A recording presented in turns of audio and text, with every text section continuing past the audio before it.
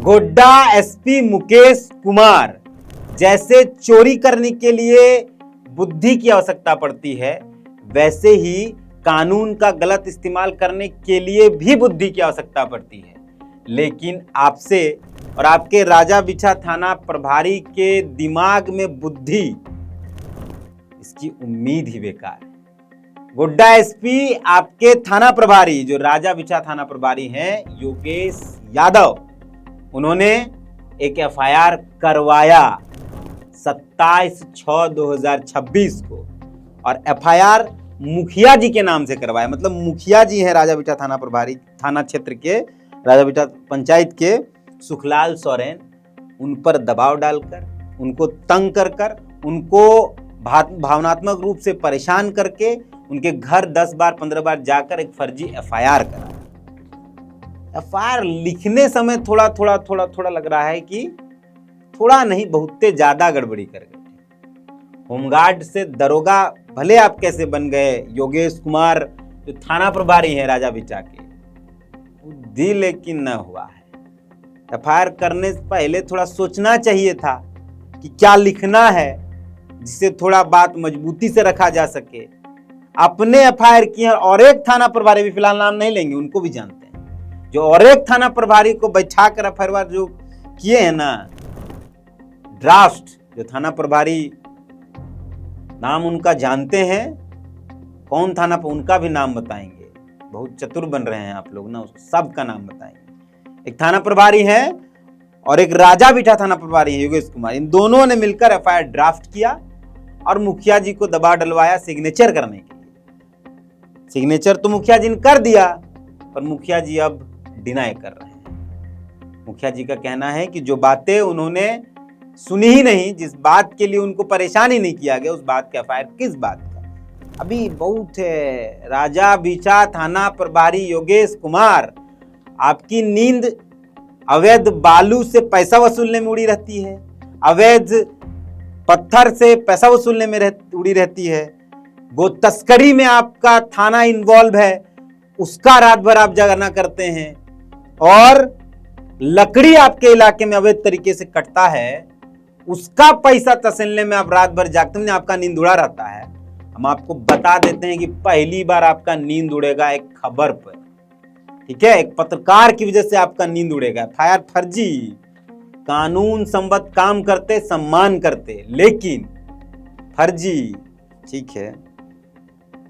कैरासोल से रतनपुर होते हुए आपका थाना होके जाता है पत्थर अवैध, रात जागते हैं लेने के लिए। मुफस्सिल थाना होते हुए, सुंदरपहाड़ी होते हुए, राजा बिटा होते हुए बालू जाता है, जागते हैं रात भर वसूलने के लिए, नींद उड़ा कर रखते हैं ना। आपके थाना क्षेत्र के जो जंगल है, उसका जो जंगल पहाड़ी सब आता है, वहां से अवैध लकड़ी कट रहा है ना, उसका वसूलने के लिए रात भर जागते हैं ना। राजा बिटा थाना प्रभारी योगेश कुमार जागते हैं ना, योगेश यादव माफ कीजिएगा, जागते हैं ना, नहीं तो इसमें भी केस कर देगा कि फर्जी नाम, मेरा नाम है गलत, ले बुद्धि है नहीं। और दूसरा, भालगोड़ा डुमरिया होते हुए पाकुड़ जो गो तस्करी हो रहा है, उस रास्ते से आपके थाना क्षेत्र से, उसमें भी तो आप जागते हैं ना लेने के लिए, सब है। हमने कल ही कह दिया था कि कानून संबद्ध काम करते तो स्वीकार होता, लेकिन गलत किया। चलिए, तो दूसरा मामला आपका धन अर्जित करने का मसला, सब जाएगा, जहां जाना है वहां जाएगा।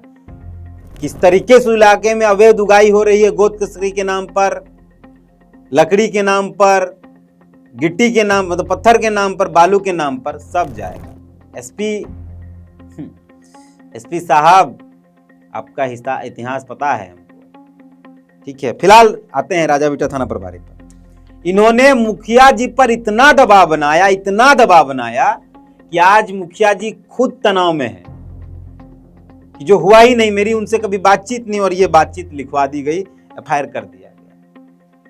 कह दिए राजा बिटा थाना प्रभारी, आपका नींद नहीं उड़ा दिए ना, तो याद रखिएगा। और हाँ, हम डंके चोट पर कह रहे हैं, क्योंकि गलत नहीं किए हैं। मेरा मुखिया जी से जीवन में कभी बातचीत नहीं हुआ, आपने एक मासूम आदमी को फंसाया, आपने सनकी बना के भेजा। और एगो जो थाना प्रभारी है ना, और एगो जो दरोगा है, पीठ पीछे छुरा भोगते हैं और सामने से ये बताते हैं कि हम बहुत अच्छा आदमी हैं। ठीक है दरोगा जी, हिसाब होगा सबका।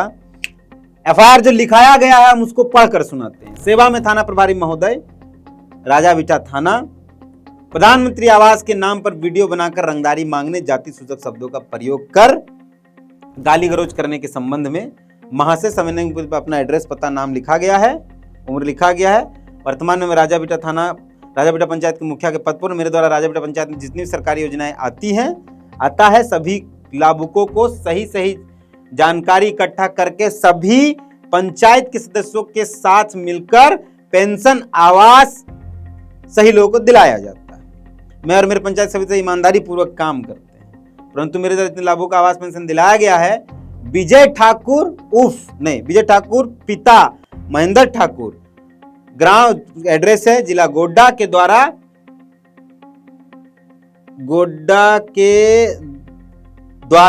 गांव के कुछ असामाजिक एवं आपराधिक प्रवृत्ति के लोगों से मिलकर सरकारी योजना के खिलाफ वीडियो बनाया गया। ठीक, उस इंटरव्यू में प्रमुख भी हैं, तो प्रमुख भी हैं क्या आपराधिक छवि की और असामाजिक? राजाविटा थाना प्रभारी योगेश यादव, बताइएगा जरा, क्योंकि आपने लिखवाया है और इसका सबूत है हमारे पास कि आपने मुखिया जी पर दबाव बनाया। मुखिया जी का घर 10 बार से ज्यादा गए हैं आप। और वीडियो साहब मिथिलेश सिंह रिटायरमेंट की उम्र में इतना बेशर्मी, मुखिया जी पर दबाव आप भी बनाए हैं। ठीक है, बहुत मजा आएगा लेकिन। ठीक है, हाँ आगे आते हैं। सरकारी योजना के लिए वीडियो बनाया गया। वो वीडियो लेकर विजय ठाकुर मेरे पास आया तथा मुझे दिखाया और मुझसे 1 लाख रुपए मांगा और बोला ये रुपए मेरे चैनल लोकतंत्र 19 के मालिक तीरथनाथ आकाश के पास जाएगा। इसमें से 5-10 हजार रुपया भी मेरे पास होगा, तो रखेगा। यदि आप 1 लाख रुपए देते हैं तो मेरे और चैनल के द्वारा आपका कोई वीडियो न्यूज नहीं चलाया जाएगा। मैंने रुपया देने से साफ मना कर दिया। पहली बात तो योगेश यादव जी, लोकतंत्र 19 का कोई मालिक नहीं है। बुद्धि, हम बोले ना जड़ बुद्धि, लोगों के पास बुद्धि नहीं होता। लोकतंत्र 19 का कोई मालिक नहीं है। लोकतंत्र 19 जिस कंपनी का मीडिया यूनिट है, मालिक उसका है। ठीक है, लोकतंत्र 19 का संपादक है। तो लिखवाते थोड़ा ठीक से लिखवाते, लेकिन छोड़िए आगे। मैंने रुपया देने साफ मना करते। 10-12 दिन पहले विजय कुमार ठाकुर 10-12 दिन पहले पुनः मेरे घर आया। उस समय पर विजय कुमार पिता लाल बहादुर मंडल, याद रखिएगा ये नाम, संजय कुमार पिता लाल बहादुर मंडल, दोनों भाई तथा उनके परिवार का आपसी विवाद का पंचायती कराने मेरे घर आए हुए। इनके साथ में उत्तम कुमार मंडल, नरेश मंडल पिता का नाम, राजकुमार पंडित पिता गेनू पंडित थे। विजय ठाकुर ने मुझे बोला, मतलब इनको गवाह बनाया गया। किसको? विजय कुमार पिता लाल बहादुर मंडल, संजय कुमार पिता लाल बहादुर मंडल और उत्तम कुमार मंडल और राज कुमार पंडित। जो वीडियो बालू वाला किए थे ना हम लोग, लोकतंत्र 19 ने या विजय ने जो वीडियो बालू वाला किया था, उसमें जो एक आदमी है स्विफ्ट गाड़ी, व्हाइट कलर की गाड़ी से निकलता और कहता है कि हमारा गाड़ी चल रहा है, मालिक है, विजय कुमार मंडल का बेटा है। ठीक है, मतलब कि जिस व्यक्ति के खिलाफ 25 तारीख को हमने वीडियो में कहा है कि उस इलाके में अवैध बालू का धंधा विजय कुमार मंडल के द्वारा किया जाता है, उसी व्यक्ति को इसमें गवाह बना दिए राजाविटा थाना प्रभारी। इसलिए कहें कि कानून का गलत इस्तेमाल करने के लिए भी बुद्धि की आवश्यकता है, लेकिन जड़ बुद्धि लोगों से बुद्धि की उम्मीद बेकारे है। कोई बात नहीं। और संजय विजय के भाई हैं, तो 2 भाई जो उस इलाके में राजाविटा थाना प्रभारी के संरक्षण में, एसपी के संरक्षण में अवैध बालू का धंधा करते हैं, वो गवाह हैं। यहाँ मुखिया जी गाली गलौज किए उसमें, अभी आगे पढ़ते हैं। और 2 नाम है, वो विजय के दोस्त हैं, विजय के बहुत अच्छे मित्र हैं, उनका नाम जबरदस्ती डाला गया। उसका भी एविडेंस है कैसे जबरदस्ती डाला गया, वो भी बताएंगे। थाना प्रभारी योगेश यादव, ठीक है, कोई दिक्कत नहीं है, आगे बढ़ते हैं। घर गए, उसके बाद मुखिया जी आपसे मेरे चैनल के मालिक मैं राजेश, वो क्या नाम है, योगेश यादव के हिसाब से। तीरथनाथ आकाश बात करेंगे, उनसे फोन लगाकर किसी व्यक्ति को दे दिया, मैंने फोन लगाकर किसी व्यक्ति को दे दिया, उनको नहीं पता मुखिया जी एक हम ही है, लेकिन विजय बोला इसीलिए। मैंने उसके फोन को स्पीकर पर डालकर टेबल पर रखकर बात करने लगा। वहां पर सभी लोग मौजूद थे जिनका नाम का जिक्र है। फोन पर दूसरे तरफ से एक व्यक्ति ने अपना परिचय दिया, मैं लोकतंत्र 19 के मालिक तीरथनाथ आकाश बोल रहा हूँ। ठीक है, पहले वह प्रेम से बोला कि मुखिया जी लड़का विजय ठाकुर मेरे चैनल का लड़का है, पैसा दे दीजिए। मैंने बोला कि मैं गलत काम नहीं करता हूं, यदि मैं गलत करूंगा संबंधित विभाग जांच करके मेरे ऊपर कार्रवाई करेगी, आपको जो करना है कीजिए। इसी बात पर तीरथनाथ आकाश गुस्सा हो गए, मुझे बोलने लगा, बहुत सारी चीजें लिखी गई हैं, साला, सोतार, सुअर का जात, लोग तुम लोगों के पास दिमाग है नहीं है, तुम लोग कूड़ा चुनने दूसरे के नौकर बनने के लिए बने हो, इसके अलावा बहुत सारा जाति सूचक गाली दिया, ये लिखा गया है। क्योंकि मोबाइल फोन स्पीकर में टेबल पर रखा हुआ था और तीरथनाथ के द्वारा जो गालियां दी जा रही थी वो सब लोग सुन रहा था, ये वही लोग जो बालू माफिया हैं। ठीक है, ये गाली गलौज की वजह से मैं वहां से उपस्थित लोगों के सामने असहज हो गया। फिर विजय, मैं फोन काटा, तो इसके अनुसार विजय फोन किया, विजय भी वही बात बोला जो हम बोले हैं, साला, सोतार, सुअर का जात, थोड़ा सा तो यही बदल देते दरोगा जी, मतलब लाइनों सेम लिख दिए। मैंने जाति सूचक गालियां जो दी उसको शुरू ऐसे किया कि साला, सोतार, सुअर का जात, तुम लोगों के पास दिमाग है नहीं, तुम लोग कूड़ा चुनने वाले। ठीक है, और विजय ने भी जो गाली दी वही दुगो गाली दी, साला, सोतार, सुअर का जात। मैंने हम और विजय गाली भी अलग अलग नहीं जानते। हो बप्पा, क्या होगा दरोगा जी का, हमको तो सोच के टेंशन हो रहा है। कोर्ट में देखेंगे दरोगा जी, आपको टेंशन नहीं लीजिए, तुम ज्यादा तमीज आता है। विजय ठाकुर जाते हुए बोला कि साला, सोतार, तुम अगला चुनाव कैसे जीतता है देखते हैं, आज के बाद तुम गंभीर परिणाम भुगतने के लिए तैयार हो जाओ, अतः श्रीमान से आवेदन है कि जांच कीजिए और कार्रवाई कीजिए। ठीक, बहुत अच्छा बात है, हम बहुत स्पष्ट हैं इस बात के लिए, मुखिया जी का इसमें कोई दोष नहीं है। मेरा मुखिया जी से ना तो कभी बातचीत है और ना, बहुत सीधा साधा आदमी है। दरोगा योगेश यादव ने अपने बालू वाली खबर के बाद अपने सनकपनी में ये सब कुछ किया। हम बोले ना, मेरे पास अभी तो ये एफआईआर की बातचीत की है, अगला वीडियो विथ एविडेंस आएगा कि कैसे दरोगा योगेश यादव ने मुखिया जी को प्रताड़ित किया है इस एफआईआर को कराने के लिए, कैसे वो उनके घर जा रहा है कंटिन्यू, आज भी गया उनके घर, बोला चलिए गवाही देने के लिए, मुखिया जी नहीं गए। आज 30 तारीख को मुखिया जी नहीं गए, दरोगा कंटिन्यू गवाहों को प्रेशर करा, गवाही मुखर गया मुखिया जी मुखर क्या गया, मुखिया जी ने किया ही नहीं है। मुखिया जी जिस दिन से ये एफआईआर है उस दिन तनाव में है, दुख में है। हमारी बातचीत हो रही है, ऐसा थोड़े कि हम बातचीत नहीं हो रही है। दरोगा योगेश यादव जी तो बोलने का मन नहीं करता आपको, लेकिन क्योंकि पद का सम्मान है इसलिए जी बोल देते हैं। जी लायक आदमी नहीं है आप। और एसपी साहब, थोड़ा क्लास लीजिए अपना दरोगा लोग का, हरवा लिखता है थोड़ा टाइट होकर लिखे, पहले डेट में हाईकोर्ट में खत्म हो जाएगा, क्वाइसिंग करा के आएंगे, पूरा एफआईआर खत्म करा के आएंगे आपके पास, फिर बताएंगे कि आपके कारनामे कितने हैं। अभी तो शुरू किए हैं, पढ़ते नहीं है किसी के पीछे दरोगा जी, लेकिन पढ़ते हैं बहुत मजबूती से पढ़ते हैं। और ये एसपी साहब, कोई बात नहीं, इस एफआईआर में तो डेटे का जिक्र नहीं कि कितना तारीख को विजय गया उनके पास और कितने तारीख को बैठकर ये बातचीत हुई, ये कहीं जिक्र ही नहीं, बस ऐसी हवा में आया, कब आया। एफआईआर में लिखना होता है कब की घटना है। आवेदन सिर्फ दिया गया 27 तारीख को, इसका जिक्र है कि 27 तारीख को आवेदन प्राप्त हुआ, लेकिन बाकी चीजों का जिक्र ही नहीं है। हम, मेरा एड्रेस में लिख दिया गया है तीरथनाथ आकाश, अननोन, राजा बीठा, गोड्डा, झारखंड, भारत। विजय का भी एड्रेस भी वही है, राजा बीठा, गोड्डा, झारखंड, भारत। विजय का है भदरिया ना, भदरिया।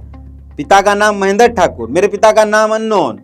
इंटरनेट पर सर्च करते तो मेरा पूरा खानदान और पूरा गांव दिख जाता, लेकिन बुद्धि होना चाहिए दरोगा जी इंटरनेट के लिए। लिखते ना, चुनाव लड़े हैं हम, तो चुनाव लड़े हैं तो हलफनामा डाले होंगे, हलफनामा पूरा एड्रेस था, लेकिन दरोगा साहब हम पहले ही कहे ना कि चोरी के लिए भी बुद्धि की आवश्यकता होती है, कानून के गलत इस्तेमाल के लिए बुद्धि की आवश्यकता है। इसकी उम्मीद आपसे तो नहीं थी हमको। वहां सारा एड्रेस मिल जाता, लेकिन पिता के नाम में अननोन और पता के नाम में अननोन, राजा बीचा गोड्डा। मेरा पता इनके लिए अननोन, लेकिन इतना पता है कि हम गोड्डे में रहते हैं, राजा बीचा में। विजय लाख देगा हमको नोटिसवा कहां से भिजवाइएगा? एड्रेस से नहीं लिखे हैं तो कैसे बिना एड्रेस का रजिस्टर्ड हो जाता है FIR? वाह, ना नंबर ना कुछ। ठीक है दरोगा जी, आपके क्षेत्र में गिट्टी चल रहा है, पत्थर चल रहा है, उन्हें रोका जा रहा है आपसे। गो तस्करी चल रहा हो तो रोका ही नहीं जा रहा आपसे, ऊपर से माल ले रहे हैं उसका। बालू चल रहा था तो उसका माल ले रहे हैं। क्या होगा आपका? हम तो कल ही बोले थे जो होगा वो बहुत बुरा है। तो ये पूरा मामला था, FIR पढ़ दिया गया है। पूरा का पूरा बेसलेस बातचीत है।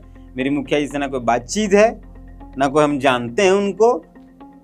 लेकिन इस FIR के बाद मुखिया जी से बातचीत हुआ है और मुखिया जी बताए हैं कि कैसे थाना प्रभारी और मिथिलेश सिंह और एक थाना प्रभारी, तो राजा बेटा खाइए हैं, और एक थाना प्रभारी जो वहां बैठ के केसवा ड्राफ्ट किए। ठीक है, मुखिया जी ने आवेदन दिया था, लेकिन आवेदन उन्होंने दूसरा दिया था, ये बातचीत दी ही नहीं गई थी। मुखिया जी ने दिया था विजय के खिलाफ एक आवेदन, उसमें मेरा नाम नहीं था। विजय के खिलाफ एक आवेदन दिया था जिसमें भ्रामक खबर की बातचीत, इसी खबर के बाद। लेकिन फिर सारा कुछ सेटल हुआ, दोनों ने बैठकर, क्योंकि दोनों एक ही पंचायत के, राजा बीठा पंचायत का विजय भी है और मुखिया जी भी है, दोनों एक दूसरे के चचा भतीजा की बात करते हैं। दोनों ने बैठ के सब कुछ सेटलमेंट किया और मुखिया ने बकायदा थाना प्रभारी को कहा कि सर वो केस वापस ले लेना, मतलब वापस लेना, रजिस्टर्ड नहीं करना है।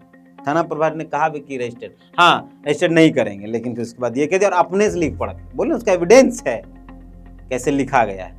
दूसरा बात, क्योंकि मुखिया जी का एक आवेदन था उस आधार पर के, लेकिन आधार पर केस हुआ, लेकिन आपको जानकारी दे दे कि इतना घटिया हो गया है प्रशासन गोड्डा का, इतना नीच हो गया है, इन्होंने कोशिश की कि विजय पर कोई बलात्कार का केस कराया जाए, वो नहीं हो पाया।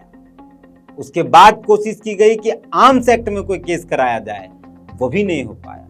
तब ये काम किया। अगर विजय वहां से 27 तारीख की रात रांची नहीं आता तो विजय हमारे बीच होता कि नहीं होता इसकी कोई गारंटी नहीं। तो SP साहब अपने दरोगा लोग को समझाइए कि कानून का इस्तेमाल करे, कानून को बचाने के लिए, माल उगाने के लिए नहीं।